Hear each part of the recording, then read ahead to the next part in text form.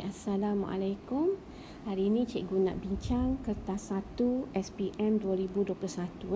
Kita nak ambil 10 soalan untuk satu kali perbincangan. Kita mula dengan kertas 1 Kimia SPM 2021. Soalan nombor 1. Rajah 1 menunjukkan perwakilan piawai bagi atom Z. So antara berikut, rajah manakah menunjukkan struktur atom yang betul untuk atom itu? Okey, so daripada perwakilan piawai bagi atom Z, kita dapati, kena ikut balik nombor atas ini adalah nombor nukleon.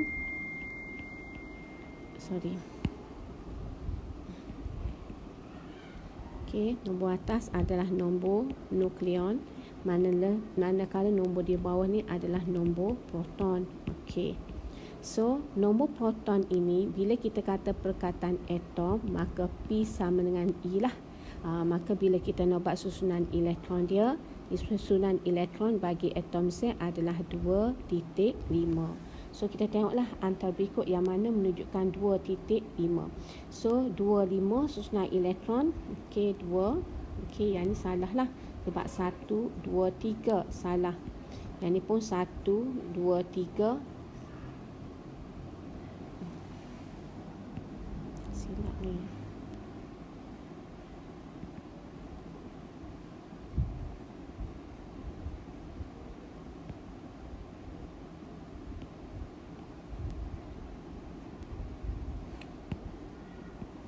Okey, Assalamualaikum.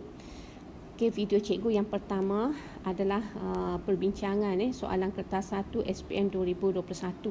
Kita mula dengan soalan nombor 1 dan insya-Allah kita akan habiskan untuk satu video untuk 10 soalan objektif insya-Allah. So kita tengok soalan nombor 1. Rajah 1 menunjukkan perwakilan piawai bagi atom Z. So bila dikata perwakilan piawai atom Z, maka dia akan bagi dua nombor lah. Kalau tengok dekat dekat simbol bagi atom Z itu ada dua nombor, di mana nombor besar itu di atas itu adalah nombor nukleon, manakala di bawah ini adalah nombor proton. Bila kita sebut perkataan atom, P adalah sama dengan E lah. Maka daripada sini kita boleh tulis bilangan elektronnya adalah 2.3. Okey. So bila dikata struktur atom, bila struktur atom mesti ada P, mesti ada E, mesti ada N. Okey. So kalau kita tengok kat sini, elektrovalen dia 3. Okey, ni 1, 2, 3. Kat sini 1, 2, 3. Okey, kat sini 1, 2, 3, 4, 5. Salah dah B ni. 1, 2, 3, 4, 5. Salah dah D ni. Jadi kita nak pilih antara A dengan C. Kita kena ingat struktur atom. Bila struktur atom dia kena ada P, proton. Dia kena ada E, elektron. Dia kena ada N, E, neutron. So ada P, ada N, ada E. Maka jawapannya adalah C. Kalau jawapan A ni bila soalan tanya. Okey, jawapan A ni bila soalan tanya. Okey, yang manakah menunjukkan susunan elektron? Kalau dikata susunan elektron, jawapannya adalah A. Tapi bila dikata struktur atom, jawapan akan jadi C. Okey. So soalan yang kedua. Okey, antara berikut yang manakah model atom manakah dikemukakan oleh Rutherford? Okey, Rutherford ini dia menemui apa? Dia menemui proton. Okey, dia menemui proton, di mana Rutherford ni dia buat ujian tentang sinaran. Okey, sinaran didapati bahagian tengah itu, bahagian tengah atom tersebut. Okey, sinaran tidak dapat menembusi. Daripada situ dia tahu bahawasanya positif charge itu bukan duduk pada pada sfera ini, tapi duduk di tengah-tengah atom tersebut. So soalan seterusnya, soalan nombor 3. Seorang penduduk di kampung Sentosa mempunyai aduan kepada membuat aduan kepada jabatan air, bahawa bil air rumahnya melonjak naik secara drastik. Pegawai jabatan itu mendapati terdapat kebocoran paip air bawah tanah di kawasan rumahnya dengan menggunakan alat pengesan. Apakah bahan kalau mengesan kebocoran paip bawah tanah ini adalah natrium 24. Ini memang awak kena hafal lah ya. Okey, antara berikut yang manakah bersamaan dengan 1 mol? Bersamaan dengan 1 mol. Okey, 1 mol ini adalah kuantitinya adalah Avogadro lah, iaitu 6.02 darab 10 kuasa 23. Okey, kalau dia kata zinc klorida mengandungi 10 kuasa 23 1 mol. Oh ni 10 kuasa 24. Okey, salah lah. Okey, kalau dia kata natrium klorida mempunyai jadi kalau mempunyai 58, kita kena kira lah bilangan mol dia berapa. Okey, sekarang ni cuba kira bilangan mol untuk natrium klorida, iaitu 58.5 bahagi dengan natrium berapa? 23. Okey, klorida berapa? Okey, 35.5. Adakah dia? Okey, 35.5. 35.5. Ni dia bagi belakang dah ni. So cuba kita kira dua ni. Okey, tekan kalkulator.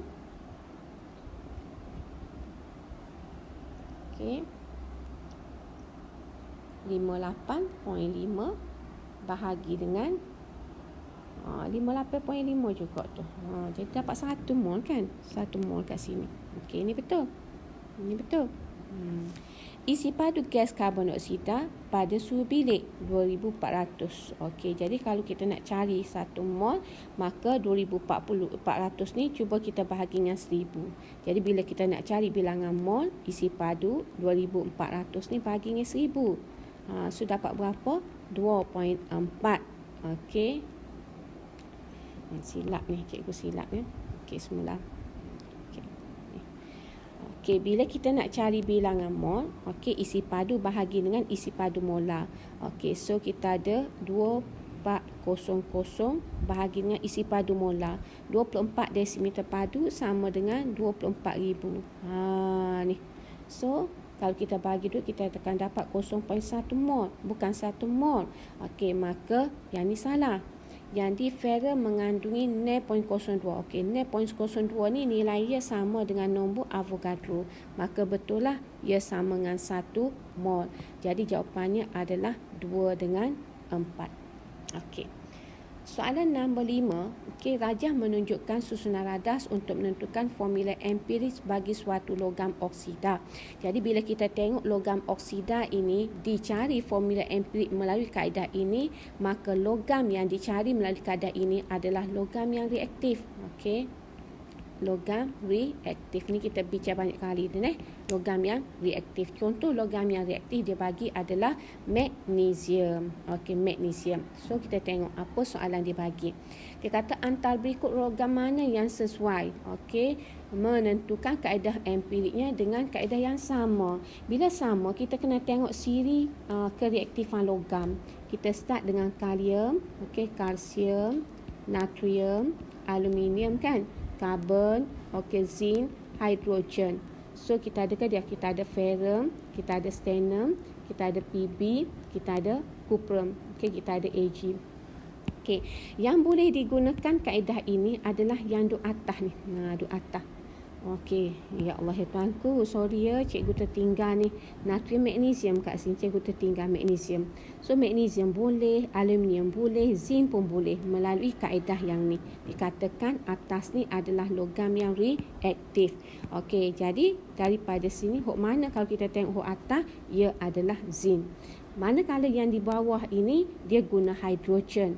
Okey, untuk mencari formula empirik guna hidrogen. Okey. Jadual 1 menunjukkan nombor proton. Okey, soalan nombor 6. Jadual 1 menunjukkan nombor proton. Okey, bagi dua unsur kumpulan 18 dalam jadual berkala unsur. Okey, dia bagi nombor proton 2 dengan 18. Antara pernyataan berikut yang manakah betul tentang X dengan Y. So, daripada nombor proton ini sebenarnya kita boleh tulis susunan elektron lah. Okey, yang ni susunan elektron dia 2. Yang ni susunan elektron dia 2, 8. Maknanya sini kalau kita tengok susunan elektron ini, kalau sini 2, sini 8, maka dua-dua ni berada di kumpulan 8. Kumpulan 18. Kumpulan 18. Maknanya atom Y ni duduk bawah lah. Duduk bawah atom X dalam jadual berkala unsur. So antara pernyataan berikut yang manakah betul tentang X dengan Y, saiz atom Y lebih kecil. Salah, lebih kecil ni salah. Okey, sebab bila Y ni berada di bawah X, maka saiz atomnya lebih besar. Ataupun kalau kita tengok kat sini, Y ni mempunyai 3 petala terisi elektron, manakala X tu hanya mempunyai 1 petala terisi elektron, maka Y tu lebih besar lah, kerana bilangan petala terisi elektronnya lebih banyak. Okey, takat lebih Y lebih tinggi. Okey, takat lebih Y lebih tinggi. Okey, boleh? Sebab apa takat lebih Y lebih tinggi? Sebab saiz dia lebih besar. Y ni saiz dia lebih besar. Bila saiz dia lebih besar, maka daya van der Waals dia lebih tinggi. Okey. Manakala C, daya tarikan antara atom X lebih kuat. X ni kecil. Kalau kecil, daya tarikan van der Waals antara atomnya, okey, daya tarikan antara atomnya lebih lemah, bukan lebih kuat. Salah di sini. Dan kalau kita tengok D, bilangan petala berisi elektron bagi atom X lebih banyak. Ni pun salah, bahagian lebih banyak. Jadi antara A, B, C, D, jawapannya adalah B. Okey, so kita continue soalan nombor 7. Rajah 3 menunjukkan formula 2 ion. Okey, 2 ion bagi unsur Y. Kalau kita tengok unsur Y ni, okey, cuba tengok unsur Y, nampak tak? Y ini bergabung dengan karbon, bergabung dengan N. Okey ni, maka kita tahulah Y ni adalah unsur peralihan. Okey, unsur peralihan. Tapi bila dia bergabung kat sini, dia jadi 3 minus. Yang ni dia jadi 4 minus. Okey, menunjukkan maknanya Y ni mempunyai lebih daripada 1 nombor pengoksidaan. So antara berikut yang manakah? Okey, ialah unsur Y. So kalau kita nak tengok unsur Y yang mempunyai lebih daripada 1 nombor pengoksidaan adalah ferrum. Okey, unsur peralihan. Okey, rajah 4 menunjukkan satu ilustrasi perbualan antara atom P dengan atom Q. Okey, atom P kata saya berada di kumpulan 14. Okey, jadual berkala unsur. Manakala Q pula dia kata kumpulan 17. Okey, daripada kumpulan 14 kita tahu EV kumpulan 14 adalah 4, maka ia adalah bukan logam. Okey, sama juga kumpulan 17, EV-nya adalah sama dengan 7, maka ia juga adalah bukan logam. Jadi dua-dua unsur P dengan Q ini adalah bukan logam. So, bila bukan logam, soalan dikata kat sini lagi, jenis apakah ikatan yang terbentuk? Kalau ikatan yang terbentuk antara bukan logam dengan bukan logam, ikatannya adalah ikatan kovalen. Okay. So, soalan nombor 9. Rajah 5 menunjukkan perbualan antara 2 orang murid. So, perbualannya, magnesium oksida tidak boleh mengalihkan arus elektrik dalam keadaan pepejar, tetapi boleh dalam keadaan leburan. Okey, ni kita tahulah kenapa pepejar tak boleh, sebab ion-ion diikat oleh daya tarikan elektrostatik yang kuat. Jadi dia tak boleh bergerak bebas. Kalau dalam leburan, maka ion-ion bebas bergerak. Sebab tu dia boleh mengkondaksikan arus elektrik. Magnesium pula dia boleh dalam semua keadaan. Sebab magnesium ni dia ada ikatan logam. Ikatan logam antara atom-atomnya. Boleh buat rujukan ikatan logam ni macam mana. Bila ikatan logam ni dia ada elektron-elektron ni yang dinyas setempatkan, yang tidak dimiliki oleh mana-mana atom. Jadi bila kita sambung kepada punca negatif positif, maka elektron tu akan bergeraklah, mengalir. Jadi pergerakan elektron ini akan menyebabkan arus boleh mengalir. So penerangan dia, okey, penerangan dia ni berkaitan dengan apa? Berkaitan dengan boleh mengalirkan arus elektrik. So kalau kita tengok boleh mengalirkan arus elektrik, betul lah, magnesium mengandungi elektron yang dinyas setempatkan. Okey, betul. Okey, magnesium oksida pula dalam keadaan leburan dia mempunyai ion yang bebas bergerak. Okey. Okey, hak inilah yang paling tepat. Soalan nombor 10. Nombor 10 ni ikatan ni kalau kita tengok elektron ni dimiliki oleh nitrogen, maka dia nak kongsi dengan boron, maka ikatan ini dipanggil ikatan datif.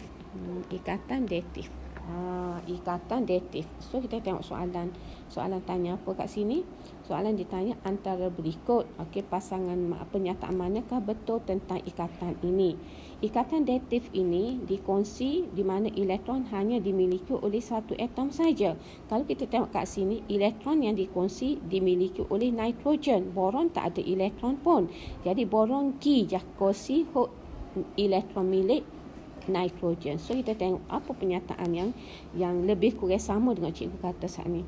Elektrostatik, daya tarikan antara atom hidrogen, perkongsian elektron antara atom-atom bukan logam berasal dari satu atom sahaja. Inilah yang mengatakan bahawasanya ikatan datif ataupun takrifan bagi ikatan datif, iaitu perkongsian elektron antara atom-atom bukan logam yang berasal daripada satu atom sahaja. Okey, itu saja cikgu rasa untuk 10 soalan yang pertama. Jangan lupa tonton video cikgu untuk fasa yang kedua pula ataupun slot yang kedua pula, iaitu cikgu akan bincang soalan nombor 10 sehingga nombor 20.